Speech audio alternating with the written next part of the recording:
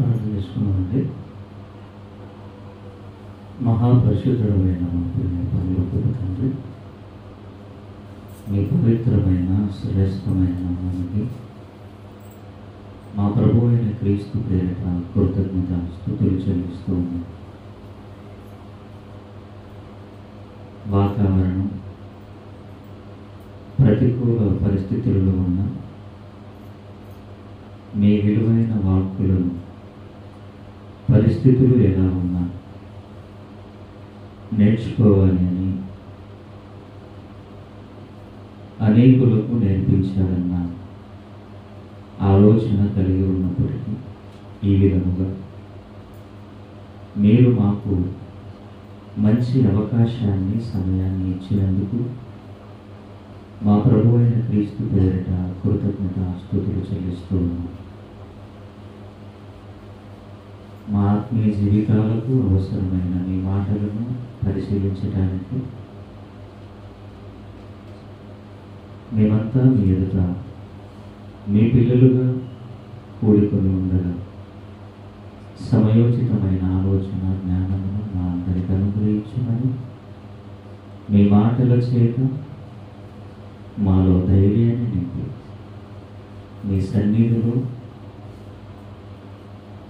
పౌరుషంగా రోషముగా బ్రతికి ఉన్నతమైన జీవితాలను మాకు ప్రసాదించమని యేసుక్రీస్తు వారి పేరిట ఈ ప్రార్థన అడిగి వేడుకొనుచున్నాము తండ్రి. ఆమేన్. క్రీస్తునందు ప్రేమ దేవుని వలన బైబిల్ తరగతికి చేరవలసిన మీ అందరికీ, వేదన అలంకరించిన దైవజనులకు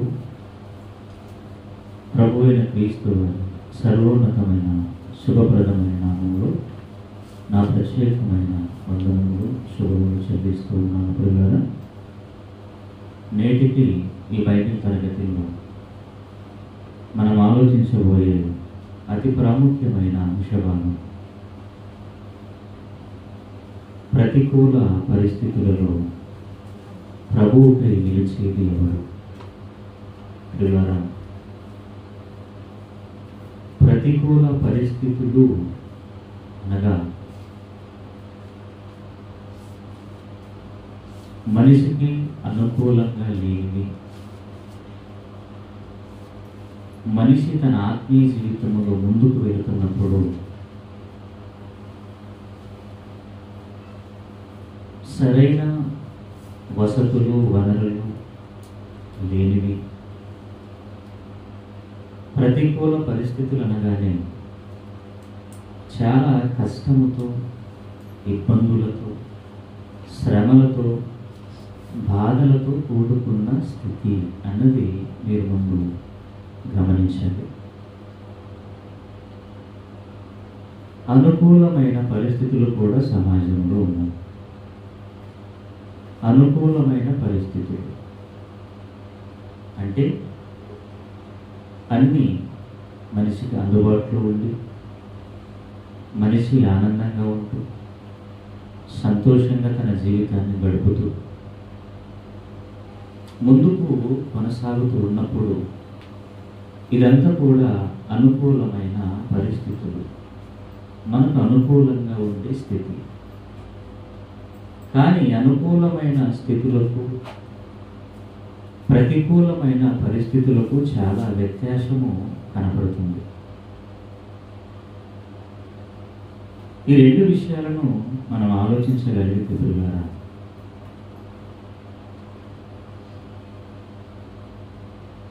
అనుకూలమైన పరిస్థితి కాస్త పక్కన పెడితే ప్రతికూలమైన పరిస్థితి మనిషికి ఏర్పడినప్పుడు, ప్రతికూల పరిస్థితులు సంఘానికి, నేటి క్రైస్తవ్యానికి సంభవించినప్పుడు ఎలా దేవునికై నిలబడాలి, ఎలా దేవునికై ఆలోచన కలిగి బ్రతకాలి, ఇలాంటి ఒక ప్రణాళిక క్రీస్తును ధరించిన ప్రతి క్రైస్తవుడికి, ప్రతి క్రైస్తవురాలికి అవసరం. ప్రస్తుత పరిస్థితులు, మన కళ్ళ ముందు ఉన్న పరిస్థితులు, లేదా రాబోయే రోజుల్లో ఉండే పరిస్థితులు చాలా భయంకరంగా, ఘోరంగా మారబోతున్నావి అనడానికి ఇందులో ఏ సందేహము లేదు. ఎందుకంటే గత 5 సంవత్సరాలలో మన ఆంధ్ర రాష్ట్రంలో, మన భారతదేశంలో ఆయా ప్రాంతాలలో, ఆయా రాష్ట్రాలలో జరిగిన ఘోర కలి మనం చెవులతో విన్నాం, కళ్ళతో చూసాం. కానీ ఈరోజు ఏ ప్రభుత్వం అయితే మనకు కాస్త దూరంగా ఉండాలనుకున్నామో అదే ప్రభుత్వం మరలా పరిపాలనలోకి ప్రవేశించింది. మనకు అండగా దండగా ఉన్న ప్రభుత్వం ఉన్న కాలంలోనే క్రైస్తవులపై ఎంతో భయంకరమైన ఘోర కలి జరిగింది. ఇక మనకు అండగా ఉన్న ప్రభుత్వం కూడా ఈరోజు అది కాస్త సైడ్ అవుతుంది.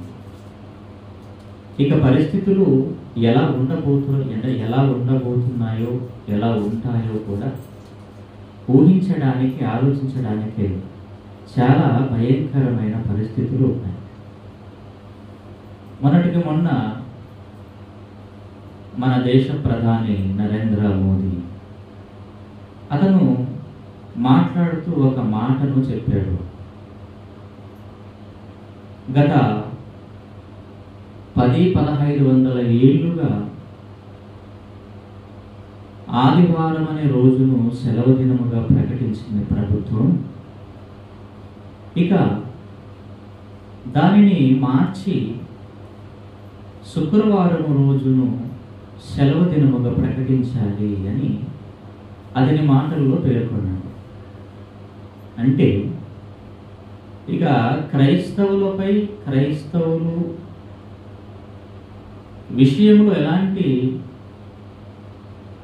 భయంకరమైన పన్నాగములు, కుట్రలు పన్నుతున్నారన్నది మనకు ఈ తొలి మాటలోనే మనకు కనబడుతుంది. ఒకవేళ శుక్రవారం సెలవు దినం ప్రకటించి చట్టం చేస్తే, చట్టాన్ని ఉల్లంఘించి ఒకవేళ క్రైస్తవ్యం ఆదివారం రోజు ప్రార్థన మందిరాలలో కూడుకుంటే దాన్ని బట్టి కూడా ప్రభుత్వం యాక్షన్ తీసుకొని ప్రతి ఒక్కరిని కూడా చిత్రహింసలు చేయొచ్చు, జైలుకు పంపచ్చు, ఎంతో మరణకాండ సృష్టించవచ్చు అంచనా. ఎందుకంటే ప్రభుత్వం చేసిన ఆ చట్టానికి లోబడాలి అంటుంది ప్రభుత్వం. ప్రభుత్వం నియమించిన నియమ నిబంధనలు మీరి ప్రవర్తిస్తే కూడా శిక్ష అన్నది ప్రభుత్వం మనిషిపై అమలు చేస్తుంది. ఇలాంటి కట్టుదిట్టమైన పరిస్థితులు అన్నవి ప్రస్తుత కాలంలో, మనమున్న ఈ కాలంలో సంభవింపనై ఉన్నవి అనడానికి ఏ సందేహము లేదు. మరి ఇలాంటి పరిస్థితులలో ప్రతికూల పరిస్థితులు మన కళ్ళ ముందు ఉన్నప్పుడు, ప్రతికూల పరిస్థితులు మన కళ్ళ ముందుకు రాబోతున్నప్పుడు దేవుని నమ్మిన వారు, క్రీస్తును ధరించిన వారు ఎలా ఆలోచించాలి, ఎలా బ్రతకాలి అన్న విషయాలు ఒకసారి మనసును పెట్టండి. అందుకే ఈరోజు ఒక మంచి సందేశాన్ని మరి దేవుని ప్రియమైన వారికి వినిపించాలన్న ఒకే చిన్న ఆలోచనతో మీ ముందుకు రావడం జరిగింది. బైబిల్లోకి వెళ్ళి ఆలోచిద్దాం. మన దగ్గర 66 పుస్తకాలతో కూడిన ఈ బైబిల్ మన దగ్గర ఉంది. ఇందులో ప్రతి విషయం కూడా దేవుడు వ్రాయించి ఉంచాడు. ఇందులో చరిత్ర, పరిపాలన కాలంలో ఉన్న పరిపాలకులు ఏం జరిగింది, ఏం చేశారు, ప్రతి విషయం ఈ గ్రంథంలో ఉన్నాయి కనుక ఈ గ్రంథాన్ని కలిగిన మనం పెద్దగా ఆశ్చర్యపడవలసిన అవసరత లేదు, భయపడవలసిన అవసరత అంతకంటే లేదు. బైబిల్ అనగానే మనిషిని నిలవబెట్టేది మనిషిని ధైర్యంగా ముందుకు వెళ్ళు, భయపడకుము, జడియకుము, దిగులు పడకుము, నేనున్నాను అన్న భరోసా, ధైర్యాన్ని ఒక్క బైబిల్ క్రైస్తవుడికి, సర్వమానవాళ్ళకి ఇవ్వగలదు. ఇది ప్రపంచం లేదా క్రైస్తవ్యం గుర్తించక ఎన్నెన్నో ఆలోచనలు చేస్తూ ఉండొచ్చు, ఎన్నెన్నో ఆలోచనలు చేసి ఉండొచ్చు. ఏది ఏమైనా దేవుడు మనకిచ్చిన సమయంలో కొన్ని మాటలు మనం చూద్దాం. ప్రతికూల పరిస్థితులలో దేవునికై లేదా ప్రభువుకై నిలిచేది ఎవరు? చరిత్రను మనం ఒకసారి చూస్తే పాత నిబంధన కాలములో యాకోబు కుమారుడైన యోసేపు గారు మనకు కనబడతాడు. ఈ యోసేపు గారు యాకోబు గారికి చాలా ఇష్టం. ఎంత ఇష్టము అంటే, యాకోబు గారు అందరికంటే ఎక్కువగా యోసేపు గారిని ప్రేమించి ఒక విచిత్రమైన నిలువుటంగిని కూడా కుట్టించి తన కుమారునికి తొడిగించాడు. అలా ప్రేమించే ఆ విధానాన్ని చూసిన అన్నలు ఓర్చుకోలేక తమ్ముడి మీద పగపట్టి అసూయ పెంచుకొని వీని ఎలాగైనా చంపాలి,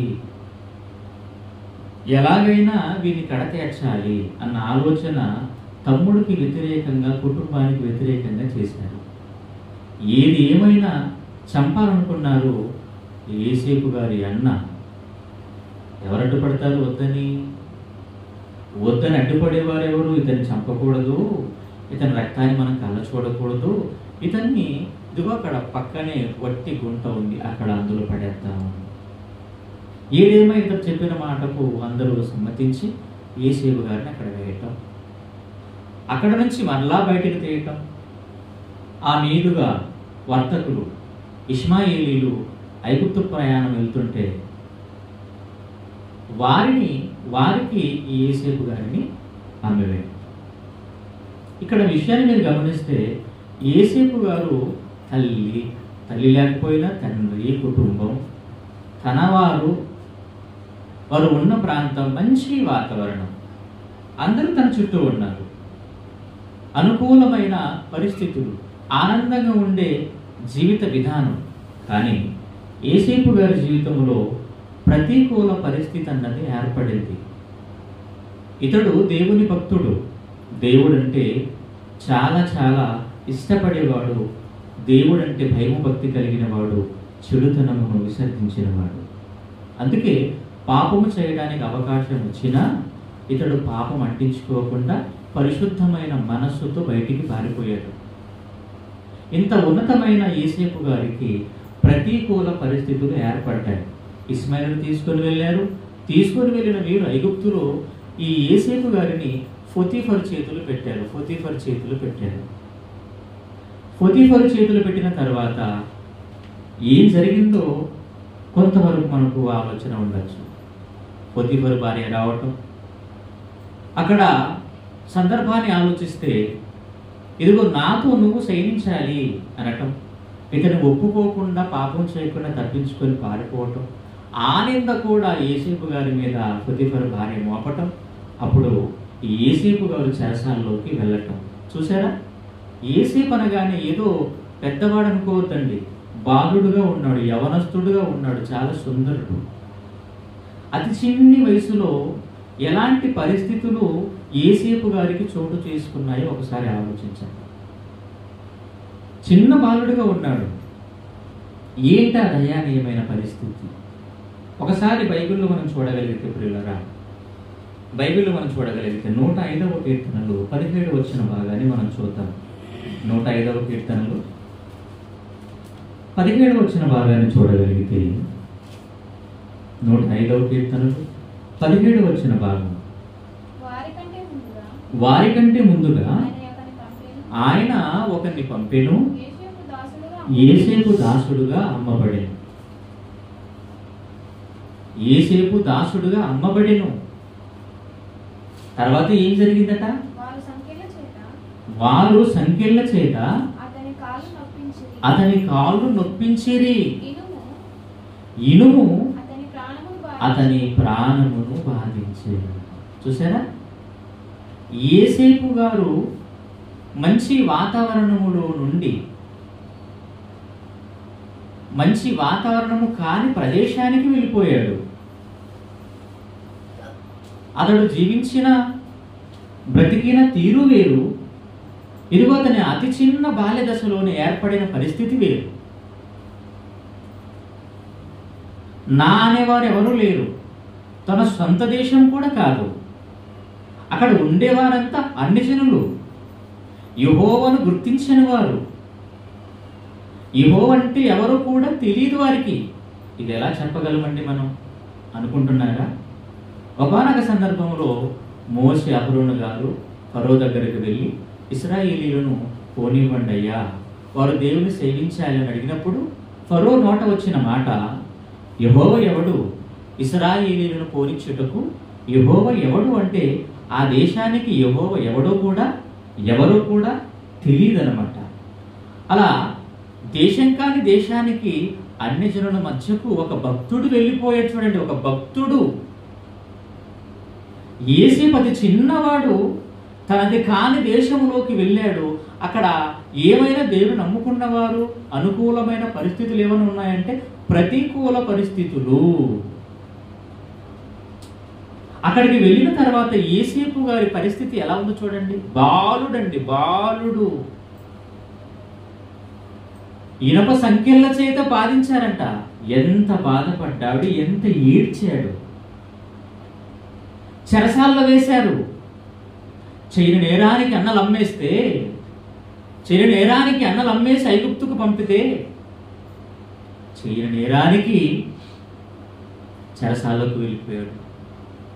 చేయని తప్పుకి, చేయని నేరానికి ఎంత బాధలు, శ్రమలు అనుభవిస్తున్నాడు చూడండి. ఎంత ప్రతికూల స్థితిలోనికి వెళ్ళిపోయాడు యోసేపు. ఇనుమతని బాధించిందట. ఏడ్చాడా? అవునండి. ప్రార్థించాడు, ఏడ్చాడు, బాధపడ్డాడు. దేవా అన్నాడు, నాకు నీవే కదా దిక్కు, ఏంటి నా పరిస్థితి నాయనా అని ఒక భక్తుడు చెరసాల్లో ఉన్నాడు అంటే ఆ భక్తునికి ఉండదా దేవుని పట్ల ఆలోచన, ఆవేదన?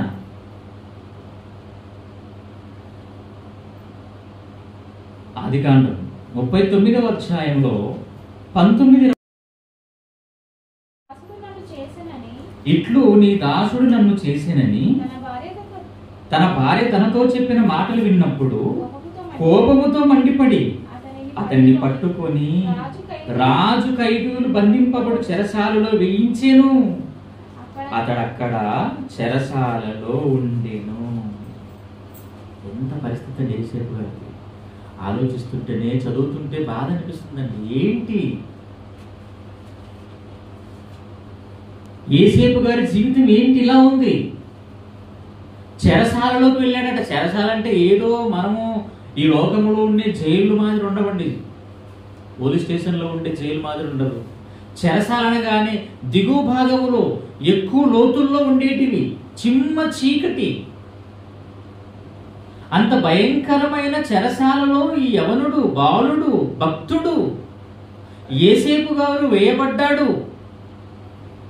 వేయబడిన అతను చెరసాలలో కన్నీరు కార్చాడు, ఏడ్చాడు. దేవుడు అంతా చూస్తున్నాడు. దేవునికి అంతా తెలుసు. దేవుని కన్నులు ప్రతి స్థలము మీద ఉంటాయి, ప్రతి చోట ఉంటాయి. అవి చెడ్డవారిని, మంచివారిని చూస్తాయి. చీకట్లో ఉన్నా, వెలుతురులో ఉన్న ఆయన కన్నులకు తేటగా కనిపిస్తుంది. ఆయన కన్నులకు మరుగైనది ఏది కూడా లేదు. సమస్తము తేటగా కనబడుతుంది. చీకటిలో ఉన్న, చెరసాల్లో ఉన్న యోసేపు గారు దేవుని కంటికి తేటగా కనపడుతున్నాడే. దేవుడు ఉన్నాడనే ఒక ధైర్యం. ప్రతికూల పరిస్థితులలో కూడా నా దేవుడు నాకు తోడుగా ఉన్నాడు, నన్నెవరు ఏం చేయగలరు అన్న ధైర్యం యోసేపు గారిది. ఆ ధైర్యాన్ని నింపుకున్నాడు. నాతో ఈరోజు నా తండ్రి లేడు, నాతో ఈరోజు నా అన్నదమ్ములు లేరు, నాతో ఈరోజు నా బంధువులు ఎవరు లేరు, నాతో ఈరోజు మా తల్లులు లేరు. ఎవరు లేకపోయినా నాకు నా తండ్రి తోడుంటే చాలు అన్న ధైర్యాన్ని నింపుకున్నాడండి యోసేపు. ఎంత బాధ అనుభవించాడు, ఎన్ని శ్రమలు పడ్డాడు. అందుకే ఏం చేశాడు దేవుడు? 21వ వచనం 39 ఆదికాండం 21వ వచనంలో, అయితే యెహోవా యోసేపునకు తోడయుండి అతని యందు కనికరపడి అతని మీద ఆ చెరసాల యొక్క అధిపతికి కటాక్షము కలుగునట్లు చేసెను. దేవుడు అనుకుంటే శ్రమల పాలు చేసిన, ఇబ్బంది పరుస్తున్న వాడిని సహితం మార్చగలడు అన్న నమ్మకం ఈ మాటను బట్టి మనం ఉండాలి. ఈ మాటను బట్టి కలిగి ఉండాలి. ఎవరిని ఎలా మార్చాలో దేవునికి సాధ్యం. ఎందుకు అంటే ప్రతి మనిషి అందరూ ఎవరి వశం? దేవుని వశం. కాలం ఆయన వశం. కాలములు బ్రతుకుతున్న మనిషి, మానవ జాతి ఆయన వశములో ఉన్నారు. కాలాన్ని మార్పులు చేయవాడు దేవుడైతే మనిషిలో కూడా మనిషి ఆలోచనలో కూడా మార్పులు చెయ్యలేదా? చేశాడు. ప్రస్తుత పరిస్థితి యోసేపు గారిది శ్రమలు, బాధలు, ప్రతికూల పరిస్థితులలో కూడా యోసేపు గారు దేవునికై నిలిచాడు ధైర్యంగా. అబాలుడు. ఎంత ధైర్యం కావాలండి మనకు కాని దేశాన్ని మనం వెళితే మనం కాసేపు కూడా ఉండలేము. చీకట్లో మనం ఎంతసేపు ఉంటాం? చెరసాలలో అనగానే చీకటి. అంత భయంకరమైన పరిస్థితులలో ఉన్న యోసేపు గారు దేవుని కోసం నిలవబెట్టాడు. ధైర్యంగా, సాహసంగా, ఒక నమ్మకంతో, ప్రాణాలు పోయినా పర్వాలేదు అన్న ఆలోచన, త్యాగముతో బాలుడుగా ఉన్న యోసేపు గారు తన జీవిత యాత్రలో బ్రతికాడు. ఆ బాధల్లో నుండి, ఆ శ్రమల్లో నుండి దేవుడు తన కుమారుణ్ణి కాపాడుకున్నాడు. తన వారిని ఎలా కాపాడుకోవాలో, ఎక్కడ నిలవబెట్టాలో, ఎలా బ్రతికించుకోవాలన్నది దేవుడికి బాగా తెలుసు. దేవుడికి ఏం తెలియదు అనుకోవద్దండి. ఏంటి ఇలా జరిగిపోతుంది అనుకుంటున్నారు సమాజం. ఏంటి ఇలా అయిపోయింది. ఏదైంది? ఏమీ కాలేదు. అనుకున్నది ఒకటి, జరిగింది మరొకటి, జరిగింది ఒకటి అన్న ఆలోచన సమాజంలో మారు మ్రోగుతుంది. ఏమవుతుందో, ఏం చేస్తారన్న భయం మనుషుల్లో పట్టుకునిందండి. ఏం చేస్తాడండి మనిషి? ఏం చేయగలడు మనిషి? మహా అంటే మనిషి ప్రాణాన్ని తీయగలడు, అంతే కదా. మహా అంటే మనిషి ప్రాణాన్ని మట్టు కనిపించగలడు మనిషి, అంతే. అంతకు మించి మనిషి చేసేదంటూ ఏమీ లేదు. చంపితే దేహాన్ని చంపగలడు మనిషి. మనిషి తీస్తే ప్రాణాన్ని తీయగలడు. అలాంటి ధైర్యం, అలాంటి ఆలోచన, అలాంటి తీర్మానం ఎవరిలో ఉంది? ఒకనాడు తనది కాని దేశానికి వెళ్ళిన యోసేపు గారిలో ఉంది. అన్నిటికీ సిద్ధపడ్డాడండి ఆయన, అన్నిటికీ సిద్ధపడ్డాడు. ఆ బాలుడుగా ఉన్న యోసేపు గారి మనసులో ఉండే ఆలోచనలు చూడండి ఎంత గొప్పగా ఉన్నాయి. ప్రతికూల పరిస్థితులలో కూడా దేవుని కోసం నిలబడిన వాడు యోసేపు. కష్టాలు, బాధలు, శ్రమలు అనుభవించిన వాడు. అలానే బైబిల్లో మనం చూడగలిగితే షద్రక్, మెషక్, అబేద్నెగో వీళ్ళ ముగ్గురు కనపడతారండి మనకి. ఎవరెవరు? షద్రక్, మెషక్, అబేద్నెగో. వీళ్ళు కూడా ఏదో పెద్దవారు అనుకోవద్దండి. వీరు కూడా బాలురు అనే పదం రాయబడింది బైబిల్లో. చిన్నవారు. ఒక ఆజ్ఞ జారీ చేశాడు రాజు. ఏంటి ఆజ్ఞ? ఇదిగో, ప్రతిమకు మీరు నమస్కరించాలి. నేను నిలవబెట్టించిన బంగారు ప్రతిమకు మీరు నమస్కారం చేయాలి, సాగిలపడాలన్న ఆజ్ఞ జారీ అయిపోయింది. విషయం వీళ్ళకి తెలిసిపోయింది. ఇదిగో, రాజు నిలవబెట్టించిన బంగారు ప్రతిమకు మనం మొక్కకపోతే బగబగమండి అగ్ని గుండంలో వేయబడతామట, మన ప్రాణాలు పోతాయంట, కాలి చచ్చిపోతామంట అన్న ఆలోచన లేదా ఆ వార్త వీరి చెవిని పడినా రాజు ఆజ్ఞకు తల వంచకుండా రాజు ఎదుటకు వెళ్ళి, లేదా రాజు పిలువనంపగా రాజు ఎదుట నిలబడిన వీరు ఏమని మాట్లాడుతున్నారు తెలుసా? భయంకరమైన ప్రతికూల పరిస్థితి అది. ఎలాంటి పరిస్థితులు ఏర్పడ్డాయండి వారి జీవితంలో? శద్రక్, మేషక్, అబేద్నెగో. అప్పుడు ఏమన్నారు రాజు దగ్గరికి వచ్చేవారు? దానియేలు గ్రంథము 3వ అధ్యాయం చూద్దాం. దానియేలు గ్రంథం 3వ అధ్యాయము 12వ వచనం భాగాన్ని చూసుకుందాం. 12వ వచనం దానియేలు గ్రంథము 3వ అధ్యాయము 12వ వచన భాగాన్ని మీరు చూడగలిగితే, రాజా డైరెక్ట్ 16వ వచనం 16 చదువుతాం. శద్రకును, మేషకును, అబేద్నెగోయు రాజుతో ఈలాగు చెప్పిరి, నెబుకద్నెజరు ఇందును గురించి నీకు ప్రత్యుత్తరం ఇవ్వాలన్న చింత మాకు లేదు. మేము సేవించుచున్న దేవుడు మండుచున్న వేడిమి గల ఈ అగ్నిగుండములో నుండి మమ్మును తప్పించి రక్షించుటకు సమర్థుడు. మరియు నీ వశమున పడకుండా ఆయన మమ్మును రక్షించును. ఒకవేళ ఆయన మమ్మును రక్షింపకపోయినా రాజా నీ దేవతలను మేము పూజింపమనియు నీవు నిలవబెట్టించిన బంగారు ప్రతిమకు నమస్కరింపమనియు తెలుసుకో. ఎవరికి ఆజ్ఞాపిస్తున్నారు వీరు?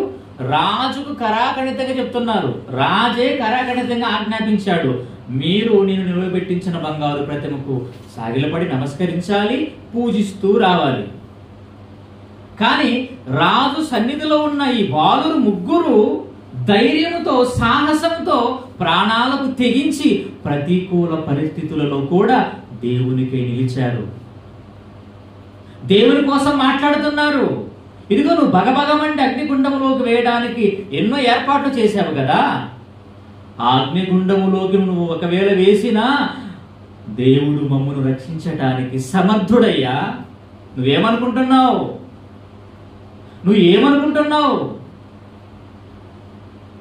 ఒకవేళ ఆయన మమ్మల్ని రక్షింపకపోయినా నీ బంగారు ప్రతిమకు మ్రొక్కము, దానిని పూజింపము, ఏం చేసుకుంటావో చేసుకున్నారండి. ధైర్యం, వారిలో ధైర్యాన్ని నింపుకున్నటువంటి ధైర్యాన్ని నింపుకోవాలి. ప్రతికూల పరిస్థితులు మన జీవితంలో ఏర్పడుతున్నప్పుడు ఒక దేవుని బిడ్డగా దేవుని కోసం బ్రతకాలన్న ఆలోచన కలిగిన వారు ధైర్యాన్ని నూరిపోసుకోవాలి, ధైర్యంగా ఉండాలి, ధైర్య సాహసాలతో ముందుకు నడుము బిగించి కదలాలి. పిరిగివారుగా వీళ్ళు లేరండి. వీళ్ళ వయసు మహా అంటే 20 లోపే, బాలురు మహా అంటే ఒక 15-16 ఏళ్ళు. అతి చిన్న వయసులో ఇంత పెద్ద పెద్ద ఆలోచనలు చూడండి వీళ్ళవి. బంగారు ప్రతిమకు మ్రొక్కకపోతే బగబగమంటే గుండములో వేస్తామని తెలిసినా అప్పటి వరకు వారి జీవితాలు బాగానే ఉన్నాయి.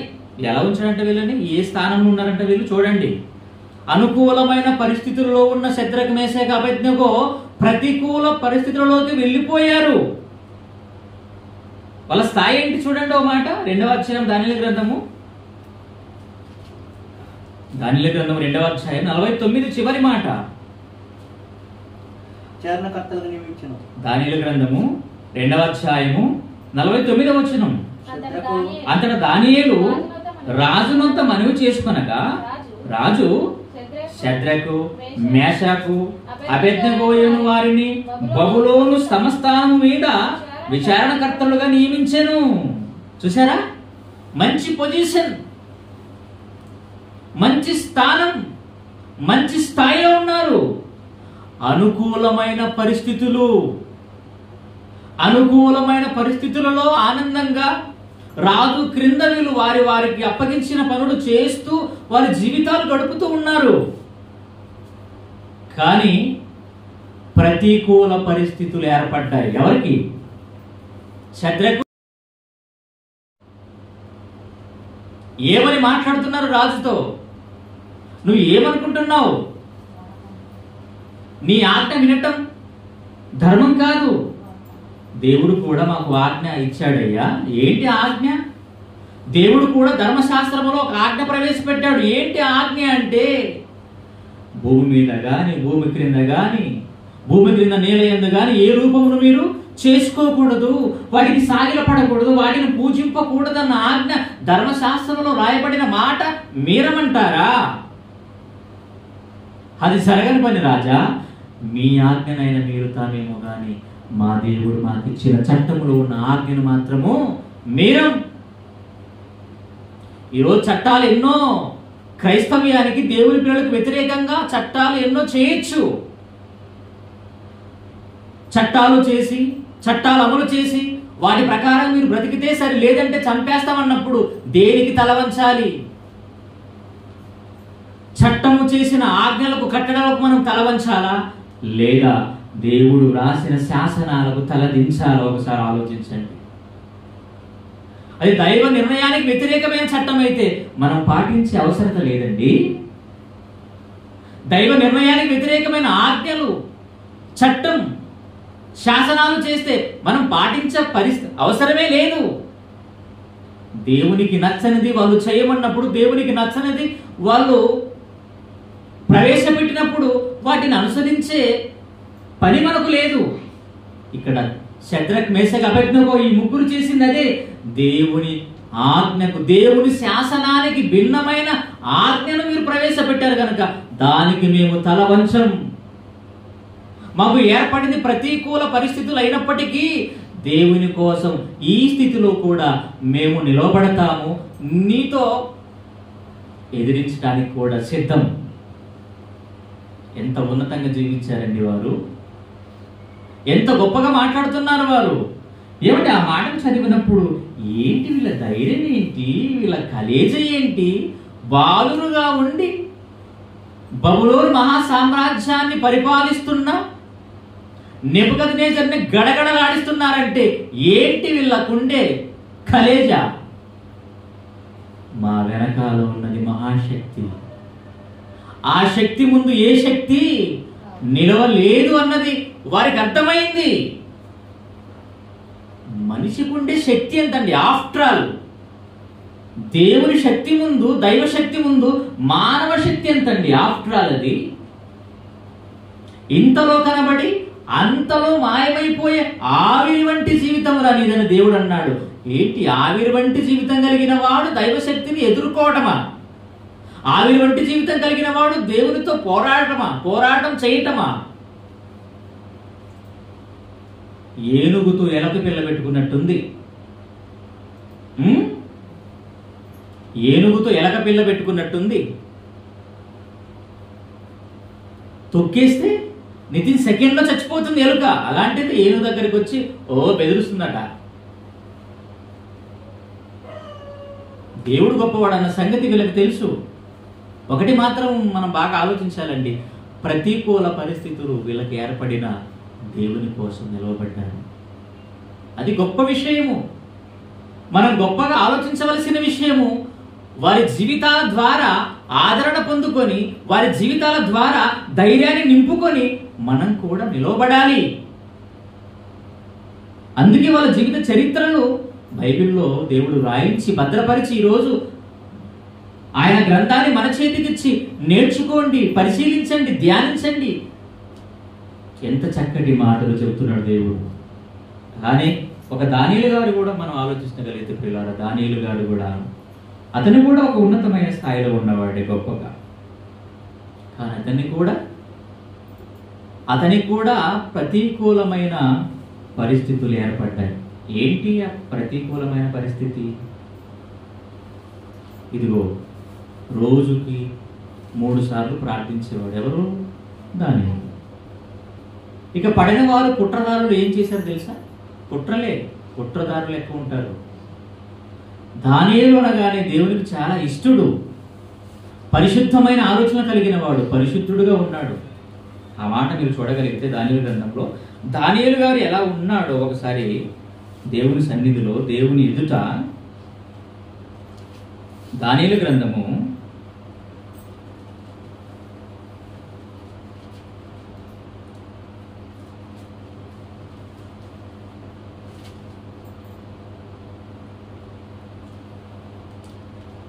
6వ అధ్యాయం, దానియేలు గ్రంథం 6వ అధ్యాయము 22వ వచనం. నేను నా దేవుని దృష్టికి నిర్దోషినిగా కనబడితిని గనుక ఆయన తన దూతను పంపించి. దానియేలు గారు ఎలా ఉన్నాడట? దేవుని దృష్టికి నిర్దోషి, అంటే దోషము లేనివాడు, చాలా భక్తిపరుడు. రోజుకు 3 సార్లు ప్రార్థన చేయకపోతే అతనికి ఎలా ఉంటుందో కానీ ప్రతిరోజు ప్రార్థన చేసేవాడు దానియేలు. ప్రతిరోజు భక్తుడై ఉండి ప్రతిరోజు ప్రార్థన చేస్తున్నాడంటే ఎంత ఆసక్తి అండి ప్రార్థన అంటే. ఈరోజు సమాజానికి ఆసక్తి ఉందో లేదో ఒకసారి ఆలోచించుకోవాలి. ఇలా ప్రార్థన చేయటం దానియేలు గారికి అలవాటు.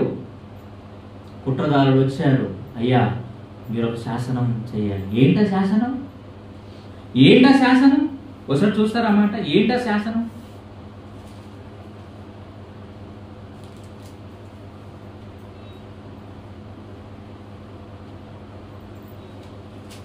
ఆరవ అధ్యాయం 6-7 వచనాలు చూద్దాం. 6-7 వచనాలు. కాబట్టి ఆ ప్రధానులను అధిపతులను రాజు నొద్దకు సందడిగా కూడి వచ్చి ఇట్లనేది, రాజకు దర్యావేషు చిరంజీవై ఇందుగాక రాజ్యపు ప్రధానులు, సేనాధిపతులు, అధిపతులు, మంత్రులు, సంస్థానాధిపతులు అందరూ కూడి రాజుక ఖండితమైన చట్టము స్థిరపరిచి దానిని శాసనముగా చాటింప చేయునట్లు యోచన చేసిరి. ఎట్లనగా ఏంటది? 30 దినముల వరకు నీ యొద్ద తప్ప మరి ఏ దేవుని యొద్దనైనను మానవుని యొద్దనైనను ఎవడును ఏ మనవి చేయకూడదు. చట్టం అండి, చట్టం. ఈరోజు చట్టాలు ఎలాంటి వస్తాయో మనం చూస్తాం. ఎలాంటి భయంకరమైన చట్టాలు ఈ ప్రభుత్వం చేస్తాదో మనం చూస్తాం బ్రతికుంటే. చరిత్రలో రాయబడిన ఖచ్చితమైన సంఘటనలు ఇవేం కొత్తవే కాదు. కుట్రదారులు, పడనివారు, దేవుడంటే దేవుని భక్తులంటే గిట్టని వారు ఎలాంటి కుట్రలు చేస్తున్నారు చూడండి. ఎన్ని కుట్రలు పన్నుతున్నారు నాటి నుంచి నేటి వరకు. 30 రోజుల వరకు నీ దగ్గర తప్ప దేవుని దగ్గర గాని మనిషి దగ్గర గాని ఎవరు కూడా మనవి చేసుకోకూడదని చట్టం చేయండి. చట్టం, శాసనం చేయండి. రాజా, మీరు రాజు కదా, మీ శాసనాన్ని ఎవరయ్యా కాదనగలరు? ఎవరు కాదనగలరు? ఈ సామ్రాజ్యానికి మీరే కదా ప్రభువు, మీరే కదా రాజు. కుట్రదారుల మధ్యకు వచ్చి ఎన్నో ఆలోచనలు చెప్పి మొత్తానికి శాసనం చేశారు. ఆ సంగతి ఎవరికి వినపడిందంటే దానియేలు గారికి తెలిసిందండి. 10వ వచనంలో దానియేలు గారికి తెలిసింది. ఇట్టి శాసనము సంతకము చెయ్యబడినని దానియేలు తెలుసుకునినను అతడు తన ఇంటికి వెళ్ళి యథాప్రకారముగా అనుదినము 3 మోకాల్లోని తన ఇంటి పైగది కిటికీలు యెరూషలేము తట్టునకు తెరవబడి ఉండగా తన దేవునికి ప్రార్థన చేయుచు ఆయనను స్తుతించుచు వచ్చెను. ప్రతికూల పరిస్థితులలో దేవుని కోసం నిలబడి స్తుతించిన వారు దానియేలు. ప్రతికూల పరిస్థితులలో దేవునికే నిలిచి రాజును ఎదుర్కొన్నవారు శద్రక్, మెషక్, అబేద్నెగో. నువ్వు చంపితే చంపేలా, తీస్తే ప్రాణం తీస్తావు కదా, వేస్తే గుండంలోనే కదా వేస్తావు, చస్తే చస్తామే తప్ప నువ్వు నియమించిన ఆజ్ఞలకు కట్టుబడి ఉండడానికి నీ వారు కాదు, నీ దాసులము కాదు. ఒక యేసేపు ప్రతికూల పరిస్థితులలో కూడా బాధలు, కష్టాలు అనుభవించి దేవునికి ఇష్టడుగా బ్రతికాడు. విషయం తెలిసినా, దానియేలు గారికి తెలిసినా, శద్రక్ మేషక్ అబేద్నెగోకు తెలిసినా వీళ్ళు నిలబడ్డారు దేవునికే నిలిచిన వారు, ప్రతికూల పరిస్థితులలో ప్రభువుకై నిలిచిన వారు. ఎంత మంచి మాట అండి అది. ఇట్టి శాసనము శాసనము చేసి సంతకం చేశాడు. ఇక రాజు సంతకము చేశాడంటే దానిని ఎవరు కూడా రద్దుపరచజాలరు. అందుకే అన్నారు 6వ అధ్యాయం 15వ వచన భాగంలో, 6వ అధ్యాయం 15వ వచన భాగంలో, ఆ మనుషులు దీన్ని చూచి రాజు సన్నిధికి సందడిగా కూడి వచ్చి, రాజా, నీవు స్థిరపరిచిన ఏ శాసనము గాని తీర్మానము గాని ఎవడును రద్దుపరచజాలడు. రద్దు చేయలేరండి. ప్రభుత్వం ఏదైనా చట్టం చేసింది అనుకోండి, దాన్ని రద్దు చేయగలరా? లేదు, రద్దుపరచలేరు. కారణం ఏంటి? సంతకం. శాసనము చేసి సంతకాలు పెట్టాడు రాజు. శాసనాన్ని మార్చలేరు. అది ఎవరి తరం కాదు. అంత బలమైన కట్టుదిట్టమైన శాసనం రాజు సన్నిధిలో నియమింపబడితే ఆ శాసనాన్ని ధిక్కరించి ఉల్లంఘించి, ఎందుకు శాసనాన్ని ప్రభుత్వం నియమించిన ఆ కట్టడ ఎందుకు మీరాడు దానియేలు గారు భక్తుడు అంటే అది దైవ దృష్టికి వ్యతిరేకమైన చట్టం. అది మంచి చట్టం అయితే పాటించవచ్చు, మంచి చట్టం అయితే మంచి చట్టాలను అమలు చేస్తే మనం అనుసరించవచ్చు. కానీ దైవ నిర్ణయానికి వ్యతిరేకమైన చట్టాలు, దైవ నిర్ణయానికి వ్యతిరేకమైన శాసనాలు చేసి నువ్వు పాటించరా అంటే ఎవడంటే పాటిస్తాడు? ఎవరు పాటిస్తారు చెప్పండి? మనము దానియేలు గారికి ఉన్న ఆలోచన, నేను పరలోకానికి వెళ్ళాలి, నా తండ్రి చెంతకు చేరాలి, ఈ కొద్ది జీవిత కాలాన్ని ఎలాగైనా గడిపేయాలి. భక్తుల ఆలోచనలు అవే. ఒక అబ్రహాము ఆలోచన అదే, ఒక మోషే గారి ఆలోచన అదే, ఒక యాకోబు గారి ఆలోచన అదే, ఒక దావీదు గారి ఆలోచన అదే కదా. వెళ్ళిపోవాలి, మృతుల లోకానికి వెళ్ళాలి, పరలోకం చేరాలి.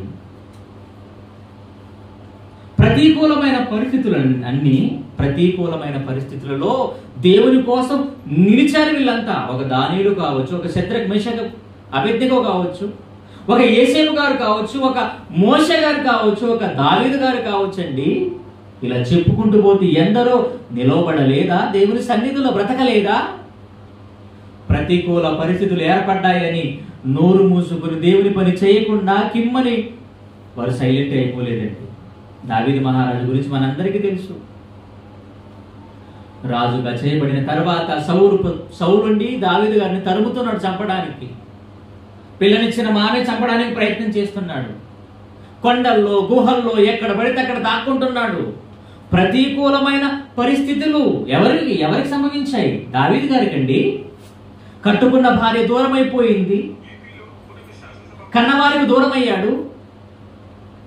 ఒక పక్క సౌలు గారు 3000 మందితో కత్తులు కటాలు తీసుకొని తరుగుతున్నాడు, వెతుకుతున్నాడు. ఎక్కడ దావీదు, ఎక్కడ కనపడితే అక్కడ చంపేద్దామన్న ఆలోచన, కసితో సౌలు ఉన్నాడు. ఏంటండి దావీదు గారి జీవితం? తన అనుకున్న భార్య తనతో లేదు, పిల్లనిచ్చిన మావే శత్రువుగా మారిపోయాడు. ఒక పక్కేమో దేవుని చేత అభిషేకం పొందినవాడు, మరలా దేవుని చేత అభిషేకం పొందినవాడు, దేవుని వలన అభిషేకం పొందినవాడు, రాజుగా ప్రకటింపబడినవాడు, పట్టాభిషేకం నొందినవాడు దావీదు. చూడడానికి ఏమో రాజుగానే కనపడుతున్నాడు, కానీ రాజుకు వచ్చిన స్థితిగతి మీరు ఆలోచించండి. బైబిల్లో పట్టాభిషేకం పొందాడు కదా దావీదు అనగానే. దావీదు గురించి ఎన్నో కీర్తనలు పాడారు, స్తుతులు పాడారు. సౌలేమో 1000 కొలది, దావీదేమో 10,000 కొలది. పేరుకేమో దావీదు మహారాజు రాజుగానే కనపడుతున్నాడు, పేరుకు మాత్రం రాజే, గాని ఆ రాజుకు ఎలాంటి ప్రతికూలమైన పరిస్థితులు ఏర్పడ్డాయో చూడండి. పారిపోతున్నాడు. యోనాతాను చెప్తున్నాడు, ఇదిగో మా తండ్రి గారు మిమ్మల్ని చంపడానికి ఇలా పన్నాగం పన్నుతున్నాడు అయ్యా, దయచేసి వెళ్ళిపో. ప్రతికూల పరిస్థితులలో కూడా దావీదు దేవుని కోసం నిలిచాడు, కీర్తన రాశాడండి. ప్రతికూలమైన స్థితిలో కూడా ఆయన కీర్తనలు రాస్తున్నాడు, పాటలు రాస్తున్నాడు, జరిగిన సన్నివేశాలు గుర్తు తెచ్చుకొని రాస్తున్నాడు. అలానే తన తరము వారికి సేవ చేసి నిద్రించాడు. నిలవబడలేదా? కష్టాలు వచ్చినాయి, ఏంటండి రాజయ్యాను కదా, నాకేంటి శ్రమలు, ఏంటి కొండలు, ఏంటి గుహలు, ఏంటి నాకు ఈ బాధలు? వద్దనుకున్నాడు దావీదు, కాదనుకున్నాడు దావీదు. దేవుడు కావాలనుకున్నాడు, దేవుడిచ్చే పరలోకం కావాలనుకున్నాడు కనుక నిలబడ్డాడు. ప్రతికూల పరిస్థితులలో దేవునికై నిలిచిన భక్తులు ఎందరో ఉన్నారు పాత నిబంధన చరిత్రలో. ఇక కొత్త నిబంధన విషయానికి వద్దాం. క్రొత్త నిబంధన విషయానికి వస్తే ప్రతికూలమైన పరిస్థితులలో ఎవరు నిలిచారో ఒకసారి బైబిల్ చూద్దాం. అపోస్తుల కార్యములు 8వ అధ్యాయం చూద్దాం. 8వ అధ్యాయము అపోస్తుల కార్యములు 8వ అధ్యాయము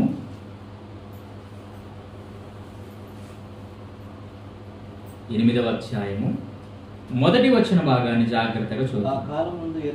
ఆ కాలమందు యెరూషలేములోని సంఘమునకు గొప్ప హింస కలిగినందున. సంఘానికి ఏం కలిగిందట? గొప్ప హింస. ఏమండి, లోకములో ఉండే ఈ ప్రభుత్వానికి కావచ్చు, లోకములో ఉండే అధికారులు కావచ్చు, నాయకులు కావచ్చు, లోకములో ఉండే ఎవరైనా కావచ్చు, వీళ్ళ టార్గెట్ అంతా కూడా ప్రారంభం నుంచి మీరు చూసుకుంటే వీళ్ళ టార్గెట్ అంతా కూడా దేవుని పిల్లల మీదే. నాటి నుంచి నేటి వరకు దేవుని పిల్లలు, దేవుని పిల్లలు, దేవుని పిల్లలు. ఈరోజు ఈ ప్రభుత్వం కూడా ఎవరిని ఎక్కువ ఫోకస్ చేస్తుంది అంటే క్రైస్తవ్యాన్ని ఎక్కువ. ఈరోజు ఈ బీజేపీ జనతా పార్టీ ఉంది, దీని కన్నుల ఎదుట ఎవరు కనపడుతున్నారు అంటే స్ట్రైట్ గా చూస్తే క్రైస్తవులు టార్గెట్. ఎలాగైనా ఎప్పటికైనా ఈ భారతదేశంలో నుండి ఈ క్రైస్తవ్యాన్ని బయటికి పంపేయాలి. ఎందుకంటే ఇది భారతదేశం, హిందూ దేశం. హిందువులుగా మేమే ఉండాలి. మాది ఈ దేశం, మీది ఈ దేశం కాదు. మీరు పరాయి దేశానికి చెందిన వారిని వారు మాట్లాడుతున్నారు. కానీ వెనక్కి వెళ్ళి ఆలోచిస్తే మనము ఆర్యులు, ద్రావిడులు మన భారతదేశానికి వచ్చిన వారు వాళ్ళంతా. వారందరూ మన భారతదేశానికి ప్రారంభంలో వాళ్ళంతా వచ్చిన వారు. మరి వారి నుంచి అందరూ పుట్టుకొని వచ్చారు. ప్రారంభం మొదలు ఆలోచిస్తే వారి నుంచి వచ్చిన వారు మనమంతా కూడా ఏదో పుట్టగానే క్రైస్తవులు కాదు. మనం కూడా హిందూ సాంప్రదాయాలు కలిగి హిందువులముగా భారతదేశంలో బ్రతికిన వారు. క్రైస్తవులని ఎప్పుడు మనకు నామకరణం, ఎప్పుడు మనకు ఈ క్రైస్తవుని పేరు వచ్చిందంటే క్రీస్తును నమ్మిన తర్వాతే క్రైస్తవులుగా మార్చబడ్డారు. అంటే మన మతాన్ని మార్చుకోలేదు, కానీ మన మనస్సును మార్చుకున్నాం. మనం మామూలుగా హిందూ దేశానికి చెందిన వాళ్ళం, హిందువులం. ఇది మర్చిపోయి లేదు బయటి దేశం నుంచి తెచ్చారు ఈ బైబిల్ అని బోధని, మత ప్రచారము, గనుక మీరు బయటి దేశానికి చెందిన వాళ్ళు, మీరు బయటికి వెళ్ళిపోవాలి అన్న ఆలోచన, కసితో ఈరోజు ఈ ప్రభుత్వం ఉంది. ఎప్పటికైనా వీరిని తీసేయాలి, త్రోలివేయాలి, క్రైస్తవం లేకుండా చెయ్యాలి. ఇదండి వాళ్ళ మెయిన్ కాన్సెప్ట్, వాళ్ళ ముఖ్య ఉద్దేశం. భారతదేశంలో క్రైస్తవులు లేకుండా చెయ్యాలి. ముస్లిమ్స్, క్రైస్తవులు ఈ భారతదేశాన్ని వదిలిపెట్టి పోవాలి. ఒక మాట మీరు బాగా ఆలోచించండి. భారతదేశంలో క్రైస్తవులు లేకుండా చేయాలని ఎంతో కంకణం కట్టుకునింది బీజేపీ జనతా పార్టీ. ఒక సవాలుతో కూడుకున్న మాట మనం చెప్పగలమండి. ఏంటంటే భారతదేశంలో ఉన్న క్రైస్తవ్యాన్ని ఒకవేళ నువ్వు అనుకుంటే మట్టు పెట్టగలవేమో కానీ ప్రపంచ దేశాలలో ఉన్న క్రైస్తవ్యాన్ని మట్టు పెట్టడానికి ఏ ఒక్కడి తరమో కాదు. నువ్వు అనుకుంటే కొంతవరకు చేయగలవేమో, క్రీస్తు సామ్రాజ్యాన్ని అంతమొందించడానికి, క్రీస్తు సామ్రాజ్యమే లేనట్టు చేసే మగాడు నాటి నుంచి నేటి వరకు పుట్టలేదు. ఇది ఇక్కడే కాదు, 4 గోడల మధ్య కాదు, ఎక్కడైనా చెప్పగలం ఈ మాట. ఎక్కడైనా చెప్పగలం ఈ మాట. ఎందుకంటే బైబిల్లో రాయబడిన మాట రైట్.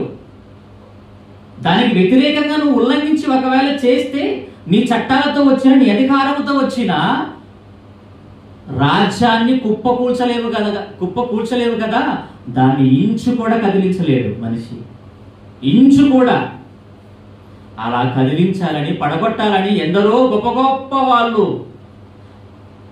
మహామేధావులు అడ్డుపడాలని ఎన్నో శాయశక్తులుగా ప్రయత్నం చేసినా వారు ఈరోజు కంటికి కనిపించకుండా మట్టిలో పెట్టబడ్డారు. క్రీస్తు సంఘం, క్రీస్తు మహాసామ్రాజ్యం అంచెలంచెలు అభివృద్ధి చెందుతూనే వస్తుంది. దేవుని ఆలయంగా కట్టబడుతూనే ఉంది, సంఘముగా కట్టబడుతూనే ఉంది. ఎవరి తరం అండి? ఎందుకు ఇంత ఖచ్చితంగా మనం చెప్పగలం చెప్పండి? ఇంత గడుసుగా, ఇంత గుండె ధైర్యంతో మాట్లాడుతున్నామంటే దానికి ఒకే ఒక మాట బైబిల్లో, దానికి ఒకే ఒక మాట. దానియేలు గ్రంథము 2వ అధ్యాయం 44వ వచన భాగాన్ని చూడండి. దానియేలు గ్రంథము 2వ అధ్యాయము 44వ వచన భాగం. ఆ రాజుల కాలములలో పరలోకమందున్న దేవుడు ఒక రాజ్యమును స్థాపించును, దానికి ఎన్నటికీ నాశనము కలుగదు. ఇదండి మాకున్న ధైర్యం. ఒక బైబిల్ కలిగిన క్రైస్తవులుగా మాకున్న ధైర్యం ఏంటంటే ఇదిగో ఈ మాటే.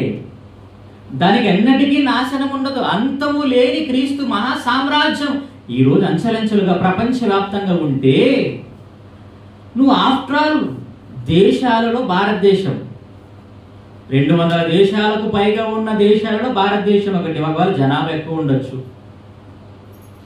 ఈ దేశంలో ఉండే క్రైస్తవ్యాన్ని మట్టు పెట్టాలి, అంతమొందించాలి, లేకుండా చేయాలనుకుంటే మరి మిగతా దేశాలలో ఉన్న క్రైస్తవ్యాన్ని చేయటం నీ తరం అవుతుందా, నీ తాత తరం అవుతుందా? ఎవరి తరం కాకనే అందరికి మరి నోరు మూసుకు కూర్చున్నాడు. ఎవరి తరం అండి? ఎవరితో అవుతుంది చెప్పండి? ఈ రాజ్యాన్ని కుప్పకూల్చడం అన్నది ఎవరి తరం కాదు. ఏదో వారు చేయాలనుకున్న పనులు చేస్తారంతే. ప్రారంభ సంఘానికి ఏం కలిగిందంట? గొప్ప హింస కలిగింది, హింసాకాండ. తర్వాత 2వ వచనంలో,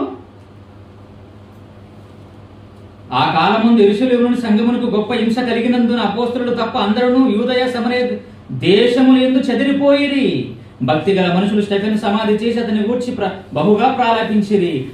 సౌలైతే ఇంటింట చొచ్చి పురుషులను స్త్రీలను ఈడ్చుకుని పోయి చెరసాలలో వేయించి సంఘమును పాడు చేయుచుండెను. 4వ వచనం, కాబట్టి చెదిరిపోయిన వారు సువార్త వాక్యమును ప్రకటించుచు సంచారము చేసిరి. ఏం చేశారట? సంచారం. ప్రారంభ సంఘానికి ఎలాంటి పరిస్థితి చోటు చేసుకుని చూడండి. గొప్ప హింస.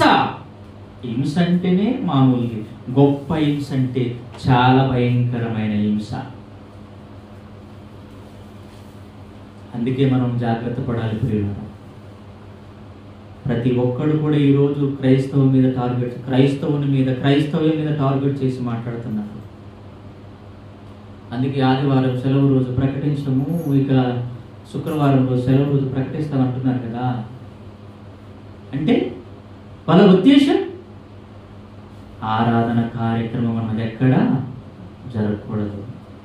ఆదివారం ఆరాధనకు వెళ్ళటం వలన క్రైస్తవ్యంలో ఐక్యత ఏర్పడుతుంది, ప్రార్థనలు జరుగుతున్నాయి. గనుక ఎలాగైనా మార్చేసేయాలి, చట్టాన్ని మార్చాలి, అవసరమైతే రాజ్యాంగాన్ని సైతం కూడా మార్చేసి మాకు అనుకూలంగా ఉంచుకోవాలన్న ఆలోచన ఈ బీజేపీ జనతా పార్టీది. ఏం మారుస్తారట? రాజ్యాంగాన్ని మార్చి వాళ్ళకు అనుకూలమైన రాజ్యాంగాన్ని వాళ్ళు రాసుకుంటాము అని కూడా చెప్పారు. చూద్దాం ఎంతవరకు వస్తుందో చూద్దాం. అన్ని చూడాలా? అన్ని చూడడానికి బ్రతుకుంటే చూద్దాం.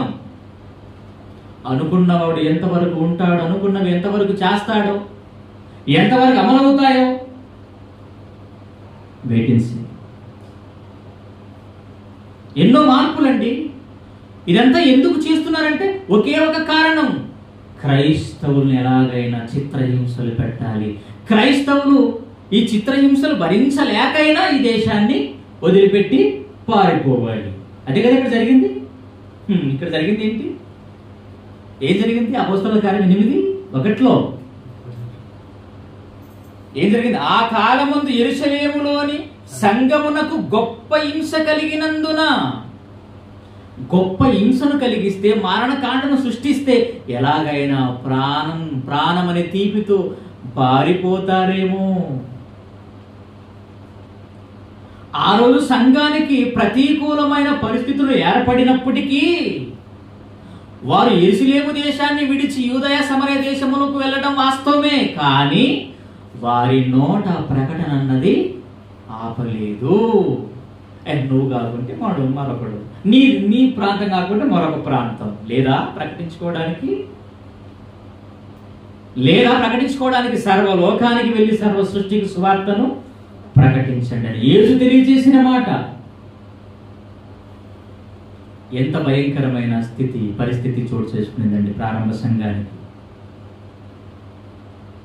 4వ వచనంలో ఏం చేశారట? 4వ వచనంలో, కాబట్టి చెదిరిపోయిన వారు సువార్త వాక్యమును ప్రకటించుచు సంచారము చేసిరి.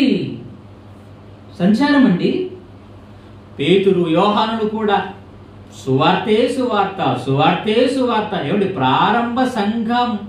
ఈ ప్రారంభ సంఘానికి అన్ని అనుకూలమైన పరిస్థితులు లేవండి. ముందే రోమా సామ్రాజ్య ప్రభుత్వం. యేసు పుట్టింది కూడా రోమా సామ్రాజ్య ప్రభుత్వ పరిపాలన కాలంలోనే. ఆ రోమా సామ్రాజ్యం అంతములో పుట్టాడు.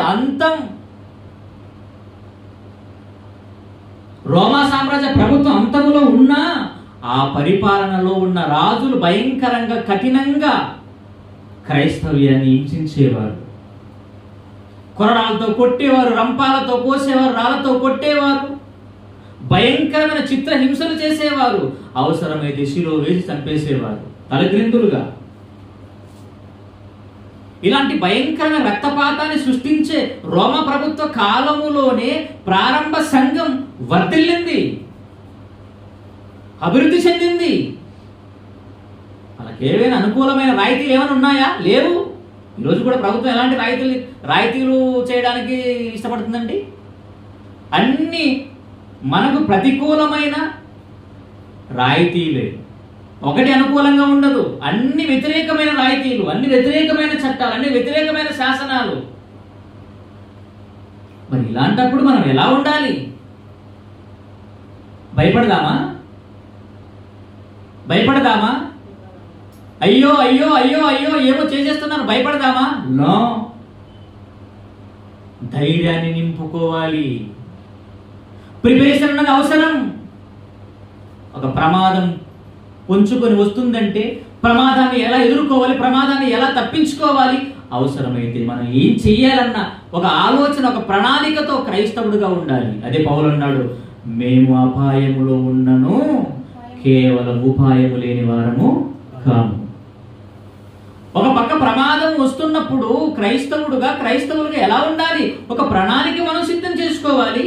అందుకే యేసన్న మాట, ఇదిగో సమాజంలో ఉన్న భయంకరమైన క్రూరుల మధ్య మిమ్మల్ని పంపుతున్నాను కదా, వారు మంచి వారుగా కనపడతారు కానీ లోపల మాత్రము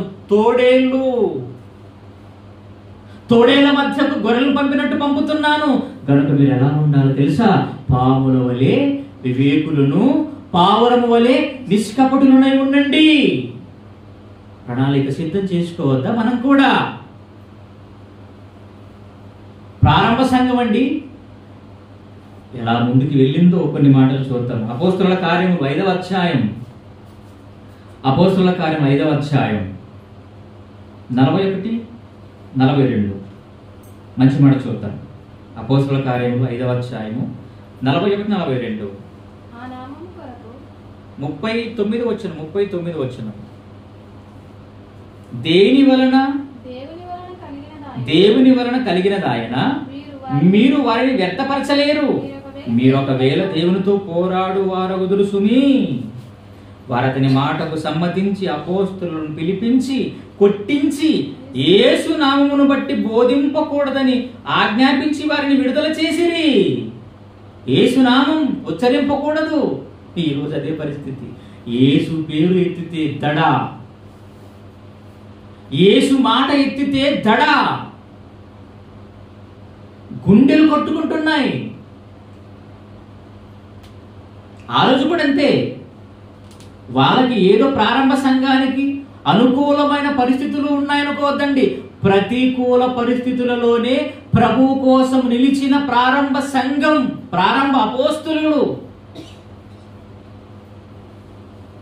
కష్టాలండి, బాధలండి, శ్రమలండి, కొట్టారట పబ్లిక్. ఏదో జైల్లోకి తీసుకుని వెళ్ళి రహస్యంగా 4 బాధేసి బయటికి తీసుకొని రావడం కాదు, పబ్లిక్ సమాజం ఎదుట కొరడాలతో కొడుతున్నారు. అంటే ఎంత అవమానాన్ని భరించారండి ప్రారంభ సంఘం. ఈరోజు క్రైస్తవులు అనబడుతున్న వారు ఎందరో మన కళ్ళ ముందు మనం చూడకపోయినా విన్న వార్తలను బట్టి ఎన్ని బాధలు అనుభవించారు. మీరు యేసు నామమును బట్టి బోధింపకూడదని ఖరాఖండితంగా ఆజ్ఞాపిస్తే వాళ్ళు ఏం చేశారట?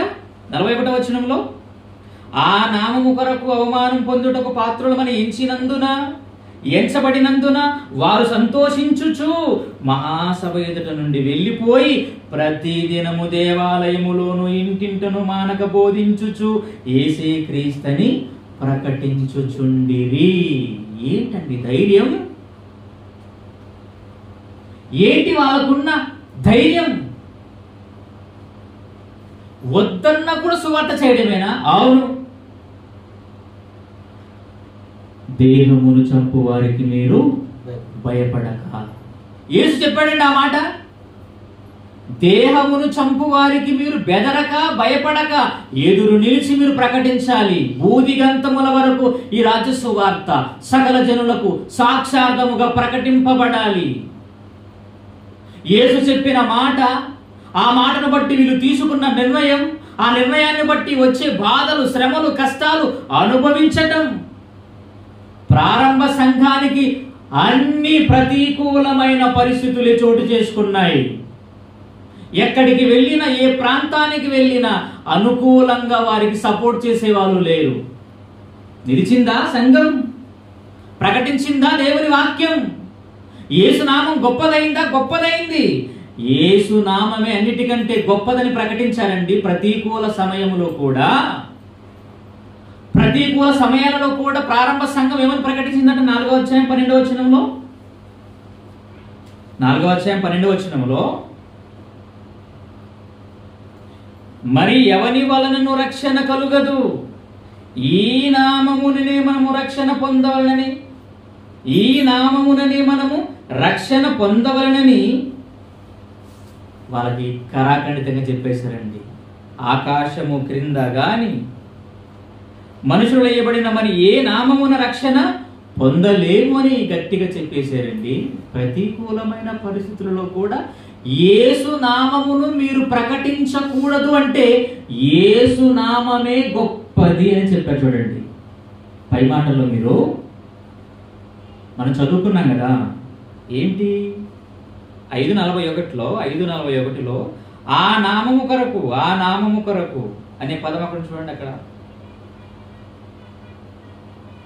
40 వచనం 40 చూడండి, బాగుంటుంది.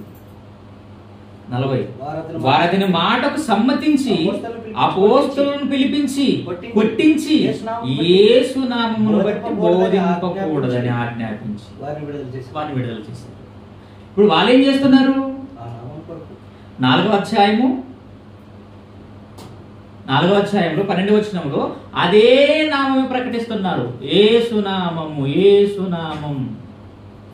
ఈరోజు అదే పరిస్థితి ఉందండి. జై శ్రీరామ్ అంటారా అనరా? ఏమన్నారట? జై శ్రీరామ్. చూడండి, మొన్న చూశానండి, ప్రతి ఐందవ ఇంటి మీద ఒకటి ముద్ర కొట్టారండి. ఏంటది? జై శ్రీరామ్. ఇంతకు ముందు లేనిది మరి ఎందుకు అది? ఆ ముద్ర ఎందుకు?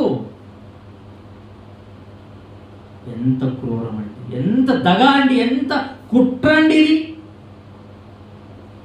ఒక ప్రాంతంలో ఉన్న ప్రాంతవాసులందరూ అన్న, అక్క, అమ్మ, చెల్లి అనుకునేది పోయి మనుషుల మధ్య వైర్యాన్ని సృష్టించి, కులాల మధ్య వైర్యాన్ని సృష్టించి, నువ్వు వేరు నేను వేరు అనే విధంగా గోడలకు ముద్రిస్తున్నారండి ఈరోజు.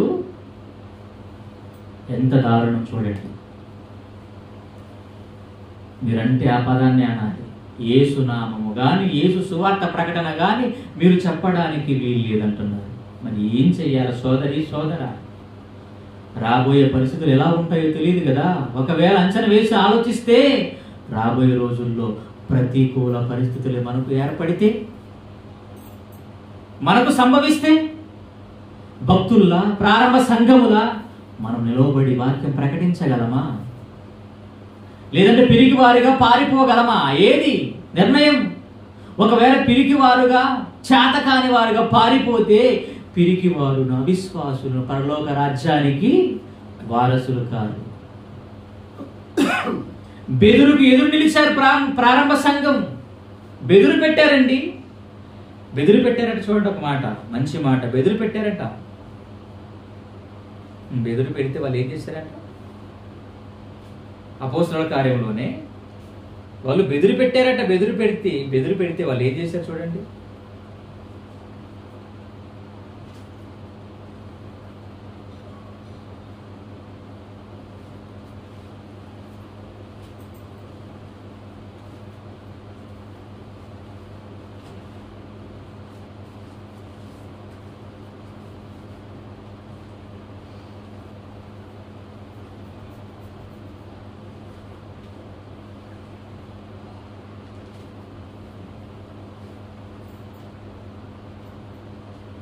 అపోస్తలుల కార్యములు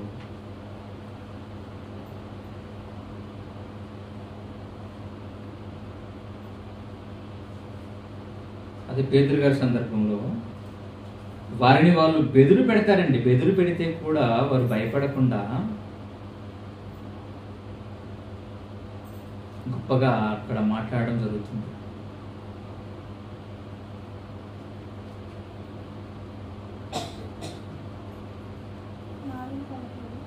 నాలుగవ అధ్యాయము అపోస్తలుల కార్యములు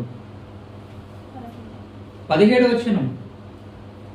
అయినను ఇది ప్రజలలో ఇక వ్యాపింపకుండుటకై ఇక మీదట ఈ నామమును బట్టి ఏ మనుషులతోనైనను మాటలాడకూడదని మనము వారిని బెదురు పెట్టవలనని చెప్పుకొనిరి. బెదురు పెడదాం, బెదిరిద్దాం. కానీ బెదిరింపులకు భయపడలేదండి ప్రారంభ క్రైస్తవులు. భయపడలేదు. సువార్త ప్రకటించడమే మా అధ్యాయము, సువార్త ప్రకటనే మా కర్తవ్యము, సువార్త ప్రకటనే మా జన్మ హక్కు. ఇది ఖచ్చితంగా మేము చేయాలి. ప్రభు మాకు ఆజ్ఞాపించిన మాటకు మేము లోబడాలన్న ఖచ్చితమైన తీర్మానముతో ప్రతికూల పరిస్థితులలో కూడా ప్రారంభ సంఘం నిలవబడిందండి. అలానే ఒక పౌలు, ఒక పేతురు, పౌలు గారికి కలిగిన హింసలు, పౌలు గారికి కలిగిన బాధలు ఇన్ని కాదండి. ఆయన గురించి మాట్లాడుకుంటే చాలా ఆశ్చర్యం అండి.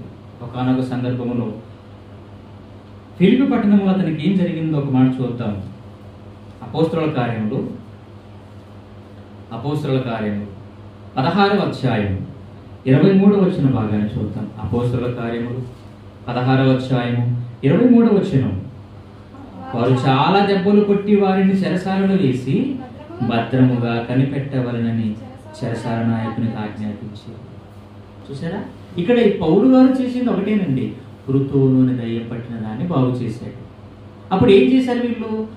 తమ లాభ సాధనము పోయిందని చెప్పి పౌలు మీదకి వెళ్ళి దొమ్మిగా పట్టుకొని పౌలు గారిని అప్పగించాడు. ఈ చెరసాల నాయకుడు తీసుకుని వెళ్ళి వారిని భద్రంగా చెరసాలలో వేశాడు. బాగా వినండి.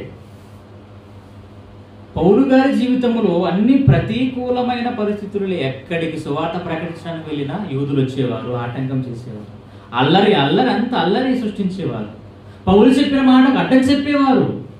ఎటు పోయినా ఇరికింపబడుతున్నాం, ఎటు పోయిన బాధలు, శ్రమలు వెంటాడుతున్నాయి, వేటాడుతున్నాయి.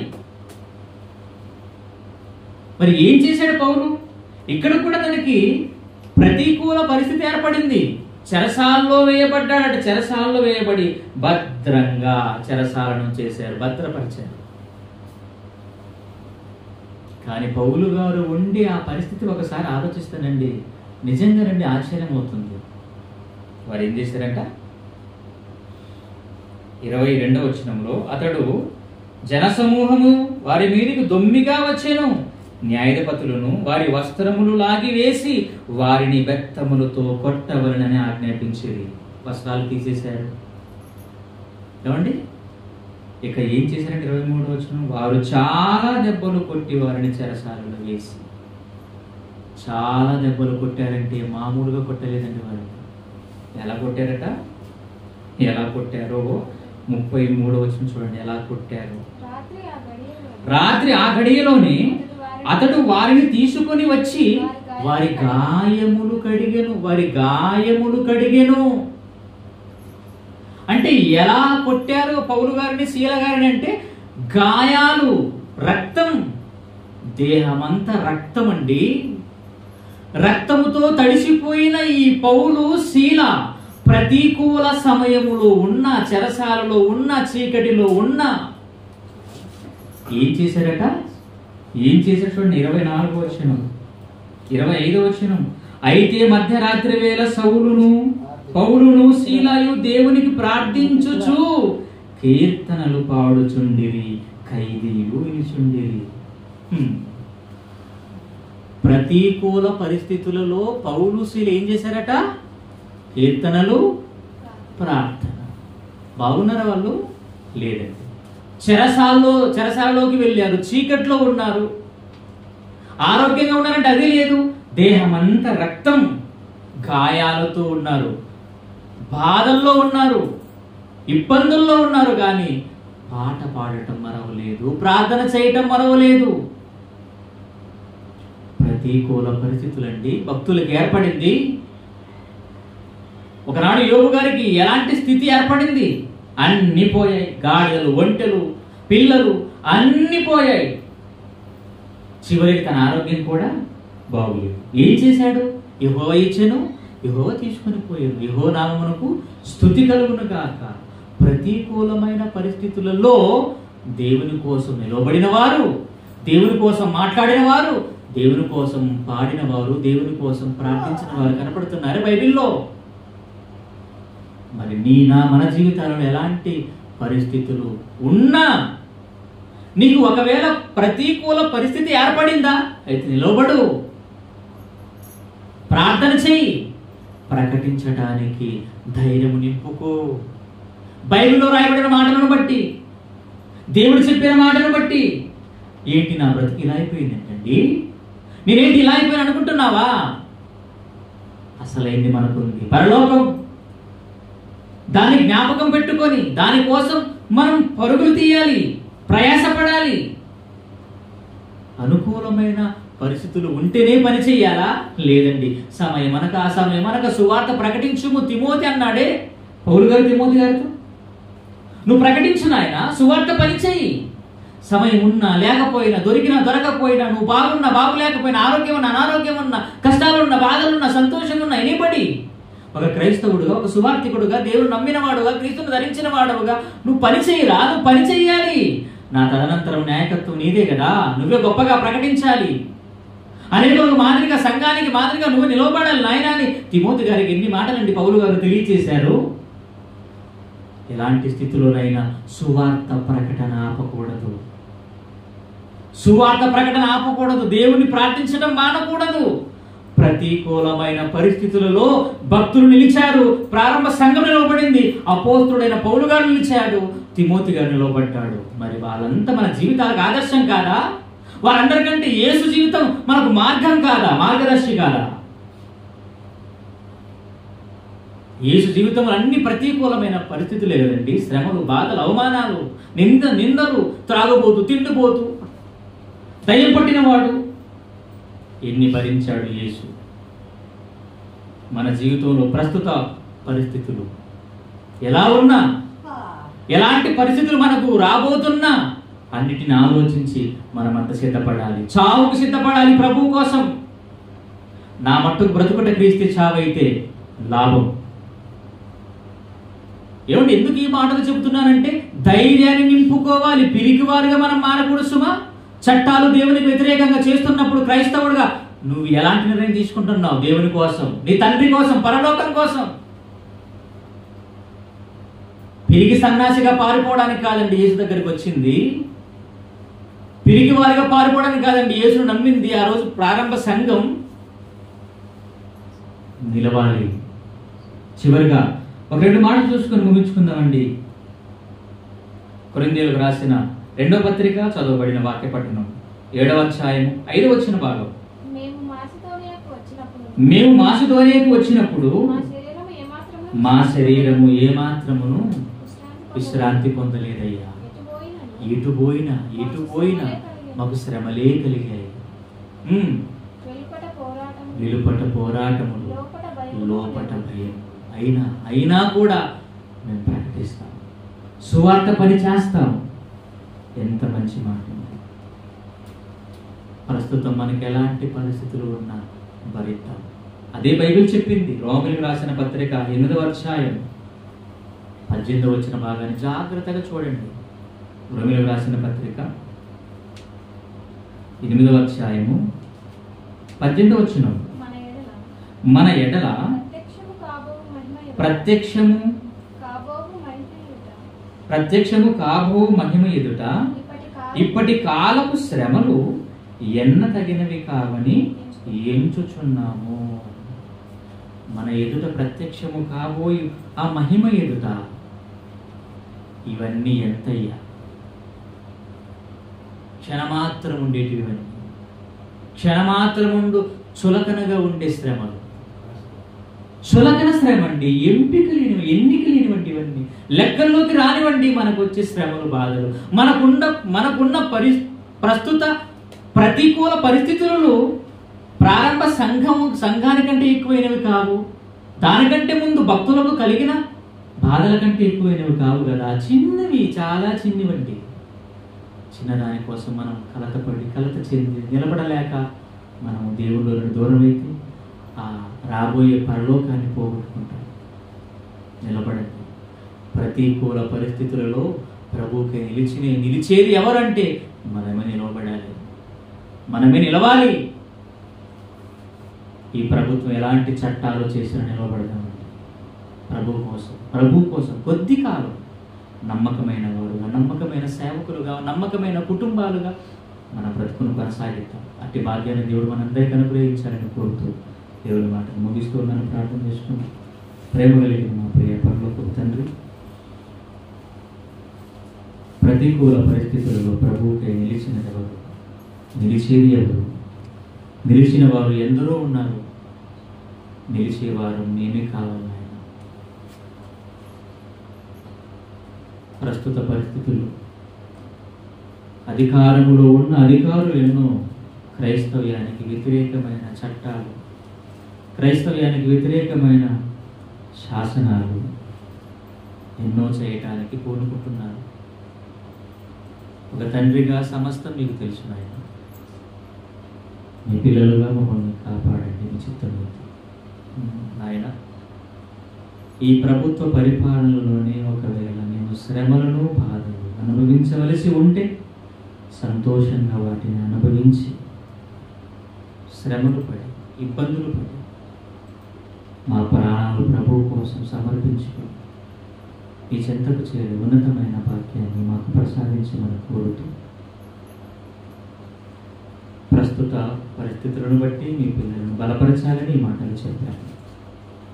ఏ స్థితిలో ఉన్నా, ఎలా ఉన్నా మీ మాటల ద్వారా ధైర్యాన్ని నింపుకొని ఆదరణ పొంది ముందుకు కొనసాగే ఉన్నతమైన ఓర్పును, సహనమును, సద్గుణమును మీ బిడ్డలకు ప్రసాదించమని యేసుక్రీస్తు వారి పేరట ఈ ప్రార్థన అడుగుచున్నాను తండ్రి. ఆమేన్. అందరికీ